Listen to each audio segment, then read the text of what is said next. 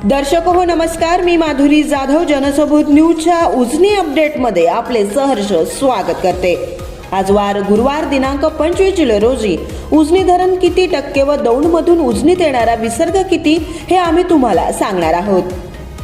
उजनी धरणात दौंडवरून येणारा विसर्ग कालच्यापेक्षा आज वाढला असून घाटमाथ्यावर मुसळधार पाऊस सुरू असल्यामुळे उजनीत येणारा विसर्ग वाढला असून 24 जुलै रोजी सकाळी 6 वाजता दौंडवरून येणारा विसर्ग हा 16,911 क्युसेस इतका होता, तर सायंकाळी 6 वाजता 22,930 क्युसेस इतका वाढला असून उजनी पाणलोट क्षेत्रामध्ये घाटमाथ्यावर मुसळधार पाऊस पडत असल्यानं उजनीत येणारा विसर्ग तिपटीने वाढलाय।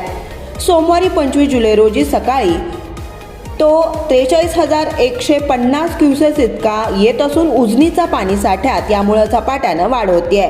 उजनी एकूण पाणी साठा 55.77 टीएमसी इतका झाला असून उजनीची टक्केवारी ही वजा 14.72% इतकी झाली आहे। प्लस मध्ये येण्यासाठी 07.89 टीएमसी पाण्याची आणखी गरज आहे।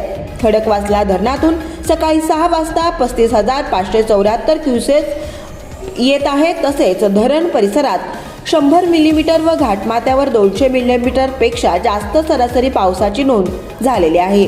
उजनी धरण लवकरच प्लसचा टप्पा पार होणार आहे।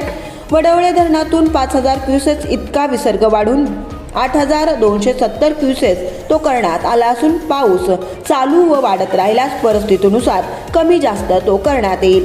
उजनी धरणाविषयी 1 महिन्यापासून रोजच्या रोज आम्ही अपडेट देत आहोत। उजनी धरण आणि राजकीय सामाजिक ठळक घडामोडी पाहण्यासाठी जनसबूत न्यूज या चॅनलला आता सबस्क्राईब करा, जेणेकरून प्रत्येक बातमीचे अपडेट तुमच्यापर्यंत पोहोचत राहतील। धन्यवाद।